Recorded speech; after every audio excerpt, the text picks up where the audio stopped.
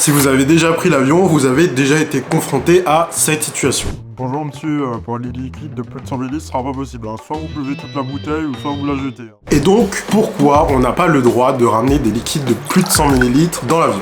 En tant que personne travaillant dans l'aviation, je vais vous expliquer pourquoi on n'a pas le droit. Parce qu'il y en a beaucoup qui disent « Oui, mais c'est pour les raisons commerciales, parce que dans le duty free, on a le droit d'acheter des trucs de plus de 100 ml. » On va décortiquer ça dans cette vidéo, comme ça vous serez moins bête à la fin de cette vidéo et plus cultivé. Alors tout d'abord, si on remonte un peu dans le temps, en 2006. Donc, avant 2006, il n'y avait pas cette restriction. Tu pouvais ramener des bouteilles de coca, une bouteille d'eau d'1 litre, une bouteille de whisky, de rhum, de ce que tu veux. L'alcool est à consommer avec modération bien sûr. Mais bref, tu pouvais ramener tout ce que tu veux, plein de liquides qui dépassaient 100 ml. Mais alors, pourquoi on a mis cette restriction après 2006? Un beau jour de 10 août 2006, des terroristes ont décidé de ramener des explosifs liquides à bord d'un avion. Alors c'était pas pour faire joujou bien sûr, on connaît, voilà, les terroristes dans des avions ça fait pas bon ménage, mais en gros il y avait volonté de nuire, ils voulaient faire exploser l'avion.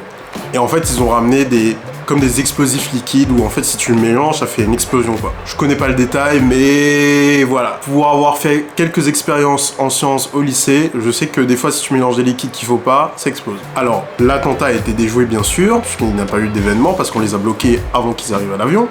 Et donc, du coup, suite à cela, on a décidé de mettre cette restriction. Donc de ne pas emporter des liquides de plus de 100 ml dans un avion. Mais pourquoi 100 ml?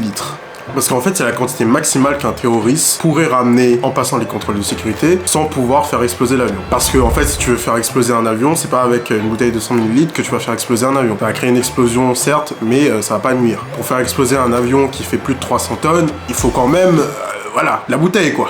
Mais vous me direz oui, mais après avoir passé les contrôles de sécurité, moi je peux acheter des trucs qui font plus de 100 ml. Je peux m'acheter une bouteille de coca, une bouteille de thé, une bouteille de je sais pas quoi. En fait, tout ça, c'est pour le marketing, c'est pour dépenser de l'argent dans l'aéroport, etc., etc. Alors, il faut sachez que au duty free, tous les produits qu'on achète et qu'on consomme sont considérés comme sûrs, parce que c'est des produits qui ont été contrôlés avant. Et la plupart du temps, c'est des produits qui sont scellés. Donc du coup, on va pas les ouvrir quand ils sortent de l'usine jusqu'à ce qu'ils arrivent au duty free. Mais bien sûr, il va y avoir une limite en duty free. Vous pouvez pas acheter 30 bouteilles de whisky parce que déjà ce serait difficile de emporter tout ça en cabine dans l'avion. Et en plus quelqu'un qui a alcoolisé dans un endroit confiné pendant plusieurs heures, ça fait pas trop bon ménage. Donc on va éviter. Donc c'est pour ça que vous avez une limite, je crois c'est 3 ou 5 litres par personne quand vous achetez de l'alcool. C'est pareil pour les paquets de cigarettes, etc.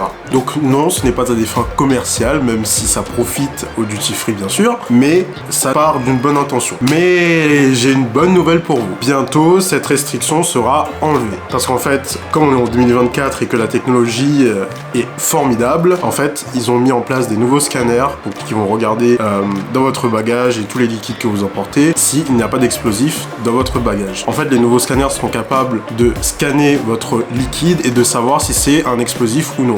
Donc du coup, la limite elle va se casser quoi. Et donc vous ne serez plus obligé de payer un coca à 8 € dans la partie duty free. Et donc voilà, j'espère que tu dormiras moins bête ce soir et que tu prendras l'avion un peu plus cultivé. Si tu as aimé cette vidéo, n'hésite pas à laisser un pouce bleu.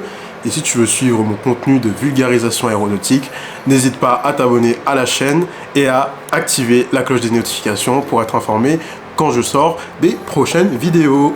Prends soin de toi et on se dit à la prochaine pour une vidéo. Allez, salut!